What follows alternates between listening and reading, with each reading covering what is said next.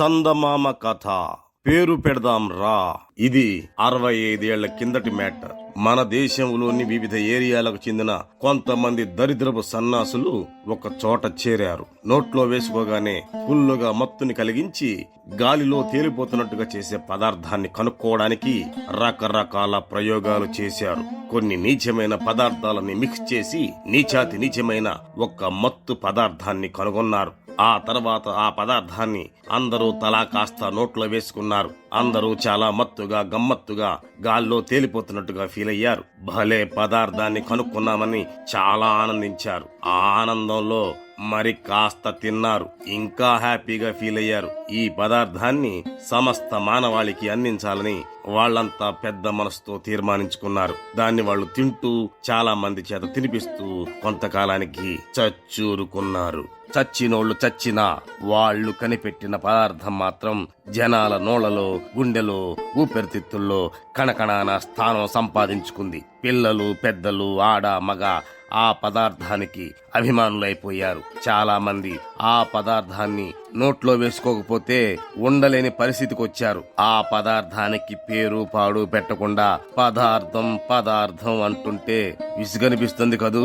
ఆ రోజుల్లో జనం కూడా ఆ పదార్థానికి ఒక పేరంటూ లేకపోవడం వల్ల దాన్ని పదార్థం పదార్థం అని పిలిచి పిలిచి విసుగెత్తిపోయారు. అర్జెంటుగా ఆ పదార్థానికి ఒక పేరు పెట్టాలని దాని అభిమానులందరూ డిసైడ్ అయ్యారు. వెంటనే ఆ పదార్థానికి పేరు నిర్ణయించడానికి సీనియర్ వినియోగదారులతో ఒక కమిటీని నియమించారు.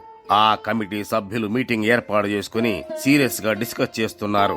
సభ్యుల్లో ఒకడైన పచ్చి ఒక్కయ్య వంగిపోయిన తన నడువుని అతి కష్టంగా పైకి లేపుతూ, ఈ పదార్థాన్ని తినడం వల్ల కీళ్లు, ఎముకలు దుంపనాశనమైపోతాయి. దీన్ని తినేవాళ్లు నాలాగా చిన్న వయసులోనే కాళ్ళు, చేతులు, నడుము వంగిపోయి మొసలి డొక్కుల్లా మారిపోతారు. అందుచేత దీనికి బోన్ మటాష్ అని పేరు పెడితే బాగుంటది, ఏమంటారు అని మళ్ళీ వంగిపోయాడు. బాగాలేదంటాను. నువ్వు పెట్టిన పేరు అంతగా సెట్టు కావట్లేదు పచ్చివక్క భయ్యా. దీనికి సరైన పేరు నేను పెడతా. ఈ పదార్థాన్ని ఒక్కసారి తిన్నామంటే ఇంకా ఇంకా కావాలని నరాలు లాగటం మొదలు పెడతాయి. తినగా తినగా కొంతకాలానికి నరాలన్నీ పుచ్చిపోయి మనం చచ్చు సన్నాసమైపోతాం. వణుకు దడతో బాడీ మొత్తం షేక్ అయిపోద్ది. అందుచేత దీనికి షేక్ షేక్ నరమ్స్ అని పేరు పెడదాం, సరేనా అని సున్నంలాల్ అనే సభ్యుడు కరెంటు షాక్ కొట్టినట్టు వణికిపోతూ చెప్పాడు. అది విని పొగాకయ్య అనే మెంబరు అతి కష్టం మీద లేచి నిలబడి, ఈ పేరు కూడా అంత బాలా. ఈ పదార్థం వల్ల కడుపులో క్యాన్సర్ పెరిగిపోద్ది. కడుపులో గుణపాలతో తవ్వుతున్నంత బాధ కలుగుతుంది. ఎప్పుడు సావస్తది దేవుడా అని ఎదురు చూసేలా చేస్తది. అందుచేత దీనికి కడుపు కసక్ అని పేరు పెడితే బాగుంటది అని చెప్పి కడుపు పట్టుకొని బాధతో విలవెల్లాడిపోయాడు. మత్తమ్మ అనే ఒక మెంబరమ్మ మత్తుతో ఊగిపోతూ, ఈ పేరేం బాగాలేదు, మంచి పేరు నీ చెబుతా ఇనుకోండి. ఈ పదార్థాన్ని తింటే మత్తు మత్తుగా ఉంటది. ఈ మత్తు కోసం ఎంత నేరం ఘోరం చేసినా తప్పు లేదనిపిస్తుంది. ఆ మత్తుకి మనల్ని బానిస చేసేస్తది. దీని దెబ్బకి మెదడు, కళ్ళు, చెవులు గట్ర ఎందుకు పనికి రాకుండా పోతాయి. అందుకని దీనికి మత్తు మత్తు అని పేరు పెడితే మంచిగుంటది అని చెప్పి కొక్కెర రోగం వచ్చిన కోడిలాగా గిరగిరా తిరిగి మత్తుగా కూలబడిపోయింది.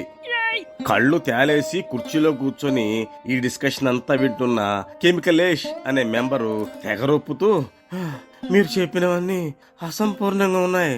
అసలు కరెక్ట్ గా సెట్ అయ్యే పేరు నేను చెబుతా ఉండండి. ఈ పదార్థం దెబ్బకి గుండె, ఊపిరితిత్తులు, మూత్రపిండాలు పిండాకుడు పెట్టే స్టేజ్కి వచ్చేస్తాయి. అందువల్ల దీనికి లబ్ దబ్బ పిండం అని పేరు పెడితే సూపర్ గా ఉంటది అని చెప్పి భళ్ళుమని గ్లాసుడు రక్తం కక్కుకున్నాడు.